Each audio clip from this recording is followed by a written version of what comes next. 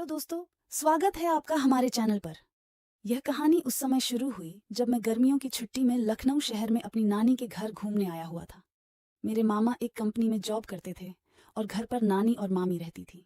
नानी की तबीयत अक्सर ठीक नहीं रहती थी। उस दिन घर पर मैं मामी और नानी ही थे। मामा जी अपनी जॉब पर गए हुए थे। नानी सोई हुई थी। यह बात उस समय की है जब लोग सीडी प्लेयर पर ही मूवी देखा करते थे। उस दिन मैं सीडी प्लेयर पर मूवी देख रहा था। साथ में मामी थी जो कि नानी की पैरों की मालिश कर रही थी। एक मूवी खत्म हुई तो मैं दूसरी मूवी देखने के लिए दूसरी सीडी डिब्बे में ढूंढने लगा। मेरे हाथ में डब्बे से जो मूवी हाथ लगी उसके ऊपर एक फोटो लगी थी, जिसे देखकर मैं समझ गया कि यह वो वाली फिल्म की सीडी है। मैंने उस सीडी को अलग रख दिया। सोचा जब सब सो जाएंगे तब मैं उस फिल्म को देखूंगा। एक दूसरी सीडी लगाकर मूवी देखने लगा। कुछ देर बाद मामी ने नानी की मालिश खत्म करके अपने कमरे में चली गई।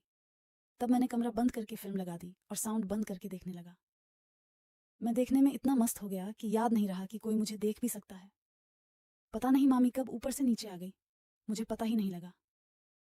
उन्होंने भी चुपके से फिल्म देखना शुरू कर दिया और एकटक देखती रही। कुछ देर बाद जब मेरी नज़र मामी पर पड़ी तो मैंने देखा कि मामी फिल्म देख रही है और उनकी आंखों में वासना साफ साफ झलक रही थी।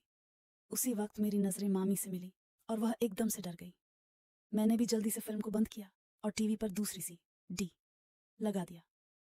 तब मैंने मामी को कहा कि टीवी पर यह क्या दिखा रहा है। मामी उस वक्त सहमी हुई थी तो शायद उन्हें भी लग रहा होगा कि कैसे बात को खत्म किया जाए। उन्होंने कुछ भी नहीं कहा और वह अंदर चली गई। उनके जाने के बाद एक पल के लिए तो मैं डर गया था कि यह क्या बवाल हो गया था। ज्यादा कुछ नहीं हुआ क्योंकि मामी ने बाद में भी मुझसे कुछ नहीं कहा। फिर उसके बाद वह अक्सर मुझे पूछती रहती थी कि तेरी कोई गर्लफ्रेंड है या नहीं। इस बात से मुझे लगा कि मामी इस बात को समझती हैं कि मैं जवान हो गया हूँ। ऐसे ही कुछ दिन तक चलता रहा। मैं मौका पाते ही मैं मूवी को लगा देता और देखते रहता। एक दिन मैं और मामी बैठकर हंसी मजाक कर रहे थे। उन्होंने मुझसे कहा, वह उस दिन वाली मूवी लगाकर तो देख कर ही वह वाली है। मैंने मामी की तरफ देखा तो उन्होंने आंख दबा दी थी। मैं देर न करते हुए वह वाली मूवी की सीडी लगा दी और मामी के साथ बैठकर देखने लगा। हम देख ही रहे थे। हमें थोड़ी देर हुई थी, इतने में वहां नानी आ गई और उन्होंने हमें देख लिया। लेकिन नानी ने टीवी की तरफ नहीं देखा था। मैंने टीवी को तुरंत बंद कर दिया और हम नानी से बात करने लगे। थोड़ी देर बाद नानी सोने के लिए चली गई और मैं और मामी वहीं बैठे हुए थे। लेकिन इस दिन तो मेरी किस्मत ही खराब थी। तभी मामा जी का फोन आया। उन्होंने कहा कि खाना गर्म कर लो, मैं घर पर आ रहा हूँ। हम बातें कर ही रहे थे, इतने में मामा आ गए। हमने मामा को खाना खिलाया। मामा खाना खाकर अपने रूम में सोने के लिए चले गए। थोड़ी देर बाद मामी भी उनके रूम में सोने के लिए चली गई और मैं अपने कमरे में बैठा बैठा सोच रहा था। काफी दिनों की कोशिश करने के बाद तो रेलगाड़ी पटरी पर आई थी। पता नहीं मामा बीच में कहाँ से आ गए। ये सोचते सोचते मैं सो गया और मुझे नींद आ गई थी। सुबह जब मैं उठा तो मामा जी घर पर नहीं थे। मैंने मामी से कहा कि मामा जी कहाँ गए। मामी ने कहा कि उनका फोन आ गया और वह ऑफिस के किसी काम से जल्दी निकल गए।